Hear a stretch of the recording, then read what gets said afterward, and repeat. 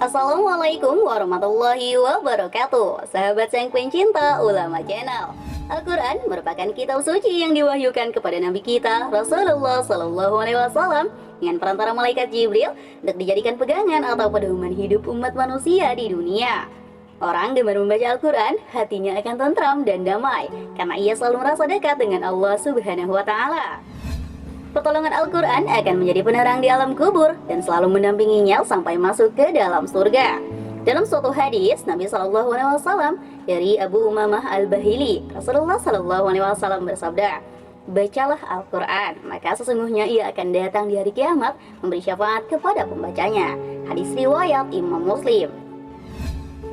Hadis tersebut memerintahkan kepada umat Islam agar menjadikan Al-Quran sebagai bacaan utama harian kita, karena kelak Al-Quran akan menjadi sahabat baik di alam kubur maupun di alam akhirat.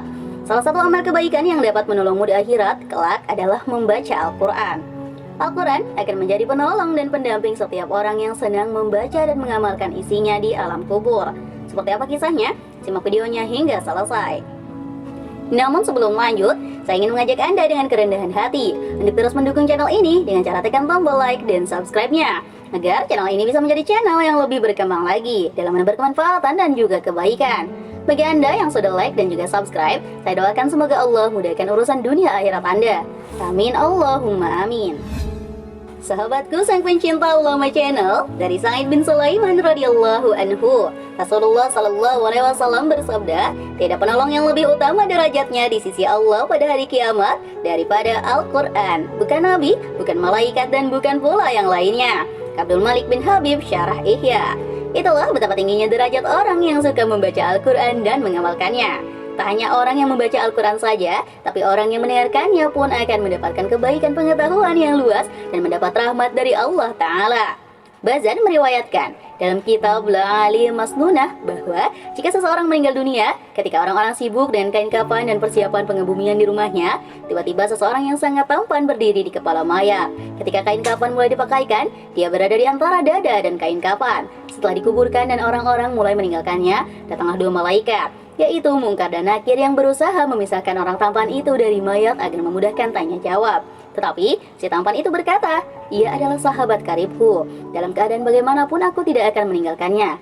Jika kalian ditugaskan untuk bertanya kepadanya, lakukanlah pekerjaan kalian. Aku tidak akan berpisah dari orang ini sehingga ia dimasukkan ke dalam surga." Lalu ia berpaling kepada sahabatnya dan berkata, "Aku adalah Al-Quran yang terkadang kamu baca dengan suara keras dan terkadang dengan suara perlahan.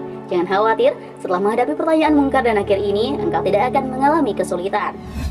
Setelah para malaikat itu selesai memberi pertanyaan, ia menghamparkan tempat tidur dan permadani sutra yang penuh dengan kasturi dari Malail A'la, Himpunan Fadilah Amal halaman 609. Upaya agar mendapatkan syafaat Al-Quran tentu saja dengan mendekatkan diri pada Al-Quran.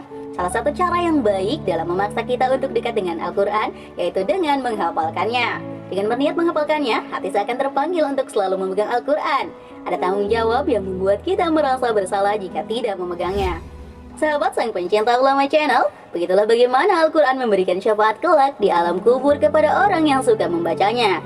Semoga kita semua bisa membaca Al-Quran dan mengamalkan isi yang terkandung di dalamnya sampai mendapatkan syafaatnya kelak. Semoga dengan adanya video ini dapat memberikan motivasi bagi kita untuk dapat meningkatkan keimanan dan ketakwaan kita kepada Allah Subhanahu wa Ta'ala dengan selalu menjalankan segala perintah yang diperintahkan oleh Allah dan menjauhi segala larangan yang dilarang oleh Allah Subhanahu wa Ta'ala. Marilah kita berdoa kepada Allah Subhanahu wa Ta'ala. Semoga kita semua diberikan jalan yang lurus oleh Allah untuk tetap istiqomah dalam iman dan Islam, sehingga kelak dapat diridhoi oleh Allah untuk masuk ke dalam surga dengan hisab yang ringan. Amin ya Rabbal Alamin. Wallahu a'lam bishawab. Jika terdapat kesalahan dalam penyampaian ini, admin mohon maaf, dan itu merupakan kesalahan dari admin sendiri. Jika ada benarnya, itu adalah dari Allah Subhanahu wa Ta'ala, dan semoga bermanfaat. Assalamualaikum warahmatullahi wabarakatuh.